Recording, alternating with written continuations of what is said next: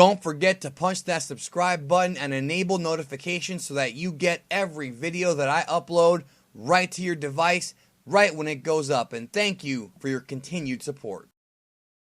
Geekdom movie reviews are back here on Geekdom 101, and we're talking about Logan, the final chapter in the Wolverine trilogy that started with X-Men Origins Wolverine, followed by The Wolverine, and now we have Logan, directed by James Mangold, who also wrote the story for the film, and of course it is the film adaptation, loose of course, of the Old Man Logan storylines from the Marvel Comics. Now we're going to get into some spoilers later on in the video. Right now I'm going to give you a non-spoiler review, alright? First and foremost, out of the 3 Wolverine movies that I just named, this is the best one without question. I did not like the first one, X-Men Origins. Not many people did. I thought the Wolverine was very underwhelming. This one, though, was loaded with action. It was loaded with a very simple yet great storyline and tremendous performances from pretty much everybody. Of course, Patrick Stewart reprising his role as Professor X and Hugh Jackman as Wolverine leading the film, along with Daphne Keane, who played, of course, Laura Kinney, aka X-23. And the X-23 origin story was pretty similar to the comics. I was very surprised that they did not take that many creative liberties, but there are a few unanswered questions in this movie, which I'll get to in the spoiler. Okay, so this movie got an R rating, and when you watch the movie, it's pretty damn easy to figure out why. This film has more cursing and more violence, and I'm talking about like gory violence here. If you're one of those Wolverine fans who has always wanted to see a live-action Wolverine movie where, you know, you're seeing Logan just slicing people left and right, slicing and dicing, X-23, of course, does some good stuff in here as well. There are various decapitations in this film. There are various disembowelments. Appendages are being ripped apart. Skulls are being blown up. I mean, the film is ridiculously violent, like over the top in some cases, but it didn't bother me at all because I have been wanting Wolverine to be like this for a while. I certainly got it in this film because the dude's got claws, and in a lot of the Wolverine material, you see these claws and he doesn't really use them in an ultra violent way. Like, for example, some of the older X-Men movies, you see him stab some dudes, but you don't see anything like this where you've got literally bloodshed upon bloodshed upon bloodshed. So if you're looking for a movie which is, again, very similar to Deadpool, it is very similar, and as far as gore goes, lots of profanity as well. If you're looking for a film like that, not a lot of comedy though, but if you're looking for a movie like that from Logan, this is the film you've been waiting for without question. This is the movie you want. The other thing about this movie that you should know before going in is that this is a very, very depressing and sad movie. Obviously, it takes place in a post-apocalyptic world where the X-Men no longer exist. Now, as far as whether or not this film, this Logan movie, is canon to the future timeline or the alternate timeline or whatever from X-Men Days of Futures Past where Wolverine wakes up, it's not really made clear because there are still unanswered questions there. Like, for example, the fact that Mystique is the one that picks him up at the end of Days of Futures Past, that's not even addressed here at all, and I was kind of hoping it would be. So we do know for certain, though, that this film takes place in the year 2029, and thus it is much further into the future than the last time that we saw Hugh Jackman and Patrick Stewart on screen together, which was the end of Days of Futures Past. So there's a lot of time that happened in between then and this film, and there aren't many questions answered here. I'm left the film wondering, what the hell happened? I mean, they stopped the Sentinels from ever being created in that film. In this film, there's virtually, if I missed it, I'm sorry, but I didn't hear a single mention of the Sentinels at all, because they were stopped, obviously, in the distant past. But I still don't know. It's not really told what happened to the X-Men. They're just not around, and we don't know why. In fact, many mutants are not around. But as the film progresses, it does tug at your heartstrings. Like, you're going to watch this movie, and you're going to be like, damn, like, fuck, like, over and over again, because, you know, the things that happen, there's tragedies in the film. I'm not going to go into it. Go see the movie. There are lots of really sad moments. Professor Xavier, for most of the film, is really, really old and fragile and weak. And, you know, Logan himself is also old and fragile and weak. But obviously, because of his healing factor, he's a lot stronger. So it just feels, the film feels very very empty as far as like missing the characters that you love. Like if you're expecting this to be a sequel to X-Men, it's not. It's just the Logan story with Patrick Stewart in it. And that's one thing I wanted to real quick talk about is the relationship between Logan and Professor Xavier Charles. I like the fact that they have like a father-son thing going where you have Logan, who's also aging himself, who's actually older than Charles Xavier because he's lived for, hundreds of years, but they still have that father-son bond, right? And you see I guess the juxtaposition, the mirroring of the father-son bond between Logan and Xavier happened with Logan and X-23. And I thought that was really, really good writing there. And it really, really grabs you by the heart. This movie really grabs you by the freaking heart. As far as anything that I did not like about the film, with the exception of the fact that it was pretty damn sad. And I'm not one of those guys who's against films that are depressing and sad. Just know what you're getting into, guys. This is not your positive X-Men movie like some of the ones in the past, like X2, for example, or X1, or even Days, where you had like a happy ending and a happy story all throughout. This movie just keeps hitting you in the damn head with depression. But boy, is it action-packed. I mean, if you're looking for an action movie, a popcorn film that is ultra-violent, this is the movie for you.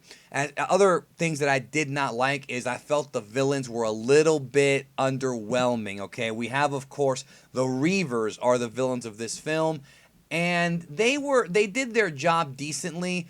I just felt that they were a little too, what's the word I'm looking for? I don't want to say generic, but we've seen this before. It's, laboratory experiments. I mean, we saw that with William Stryker and things like that, playing God, so to speak. We've seen this in other Marvel films and X-Men films. Donald Pierce pretty much takes the majority of the movie as far as being the villain. And of course, there's Xander Rice. I wasn't really feeling it, honestly. I thought that it was somewhat of an underwhelming character and kind of a hammy performance from Donald Pierce. It was just kind of water we've treaded before. Now, there is a real kind of, quote, final boss that Logan has to fight, which I'm going to be saving for the spoiler section of the review, because I do have some nitpicks about that as well. So, if you are an X-Men fan, if you like violent, gory movies with lots of action, dudes getting sliced up, blasted, explosions, if you're into that type of shit, this is the movie for you. Do not skip on Logan. And if you've seen the other Wolverine films and you're a fan of this franchise, you almost have to see it, because I believe this is going to be the film that's going to be the last one in the timeline. In other words, unless they do more time travel shenanigans, the next X-Men film, which we believe is going to take place in the 90s from Bryan Singer, we believe that to be the case, although I'm hearing now that may not happen.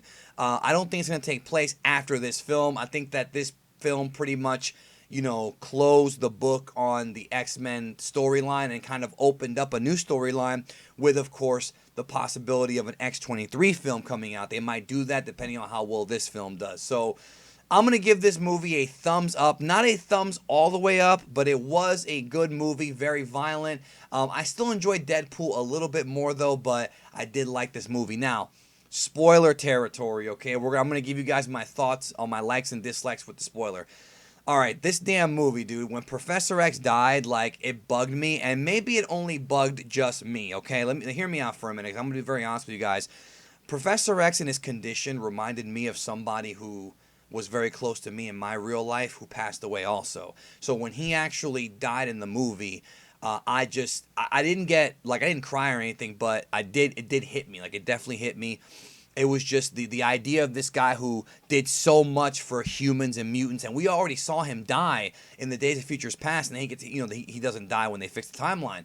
It hits you. It really fucking hits you. And then at the end, when Wolverine fights essentially his clone X-24, and he dies, it was just, and then she tips the crossover to make an X. She pretty much, X-23 pretty much sealed the deal on the X-Men. Like, that's it for the X-Men, and it really, really, really sucked. And I think it's because in the comics, like, we're all used to, like, having these guys live forever. This film was definitely very real, very, very real. I didn't like that they didn't tell us what happened to the X-Men. They allude to something that Xavier says before he dies about how he lost control or something like that. Maybe he lost control and ended up killing the X-Men. I didn't really understand that scene. I'm going to go back and watch the film again and kind of get a better perspective of it. That was kind of like, I was wondering what the hell happened. Are they going to make it into a different movie? I don't know. The X-24 villain, I did not like that, honestly. It's Hugh Jackman versus Hugh Jackman. One looks a little bit younger than the other. I personally thought that it was I was hoping for like somebody like Cyber, and if you're a Marvel Comics fan, you know who I'm talking about, especially with the poison part. I was hoping for like Cyber or one of these people, but it was just a tad bit underwhelming that he had to pretty much fight his younger self, and his younger self whooped his ass. But I did like when X-23 shot him with the adamantium bullet and split his head open. You know, that was fantastic. They teased it throughout the movie. You could sense that was going to be the big finish, and when they gave it to you, it was a great payoff. I like that very much. And then as he's dying, he's like, so this is what it feels like. You know, that really, really hit me, dude. Like, I was like, fuck. Like, they really sealed the deal on the Logan character. And, of course, the big talk is that he might come back and portray his role again in the future in like a Deadpool movie. And speaking of Deadpool, he's got the opening credit scene in this film, and I was shocked. I was totally not expecting it. They gave him his own segment at the very, very beginning of the movie before it actually starts, promoting the Deadpool movie. So what they did was, rather than give you an end credit scene, like a post-credit scene, instead they gave it to you at the beginning of the movie, which I thought was pretty damn cool. So I liked the movie. I really didn't love it. There are still a lot of unanswered questions, like what happened to the X-Men, like I said earlier in the review. I don't really understand, like, where's Magneto at? Where's all the other mutants at? There's so many mutants in the world, and it's just confined to these, you know, small group of kids that are trying to get to Eden. Also, I was very surprised as to how much the X-Men comic was actually used to be a part of the story. That shocked me. Like, you have the X-Men comic there, and they're using it, and Wolverine saying it's all BS. So basically somebody adapted their stories from the movies into comic books in that universe, even though in the comic book universe it became adapted into a movie. It's wacky, all right? It's semi-meta, right? I like the fact that he thought the comics were all bullshit, though. That did make me smile. And the few bits of comedy in the movie I think worked out. I like the relationship between Logan and X-23 a lot. That was also very surprising. Also, one thing I also didn't really understand or like is the fact that they're trying so hard to get across the Canadian border, but what I don't understand is why that's such a big deal. Like, they're being chased by the Reavers. Eventually, you would think the Reavers would keep hunting for them beyond the Canadian border. What's the big deal about the Canadian border? Is the law going to stop them from going into Canada? I don't really understand why that was such a big deal. Plus, I was hoping the film was going to end with, like, Wolverine, you know, training these kids on being, like, the new X-Men. Like, they were going to be, like, the future, you know, a new team to combat the Reavers. But no, he just dies, and then I guess X-23 is going to be the leader. I don't know. It left me a little bit empty, to be honest. I still like the movie. I didn't love it. I think you should go see it. I mean, this is the spoiler section, so I'm hoping you already saw it. So, in my opinion, I think that it was the best of the 3 Wolverine films. As far as X-Men films stack up, I'm probably going to still rank them the way I had them before, which was I'm not counting Deadpool, okay? I'm not counting Deadpool in this. Days of Futures Past is my number 1. X2 is my number 2. X1 is my number 3. And the rest of them are just kind of like, you know, wherever. I think First Class would probably be my number 4, and Apocalypse probably below that one. X-Men 3 is, I think, overrated, but also underrated by some people. It wasn't my favorite at all. And it's just kind of weird that Professor Xavier dies. Professor Xavier died 3 times. What is he, Gowasu? Like, what the hell, dude? Professor Xavier has died in 3 different movies. Give me a break. It's almost becoming a joke now. Anyways, folks, thanks for checking out my review. Like I said, I liked the movie. Really, really liked it. It was fun to watch. It's not my favorite, though, as far as the X-Men movies go. It was very bleak and very by the numbers as far as story goes, but the actual action scenes and the way the violence was portrayed was very different from other movies. Anyways, guys, thank you so very much. Big Dragon Ball video dropping tomorrow here on Geekdom 101, and another big one dropping on Saturday, so stay tuned for that. So again, thank you so very much, and I will talk to you guys later on.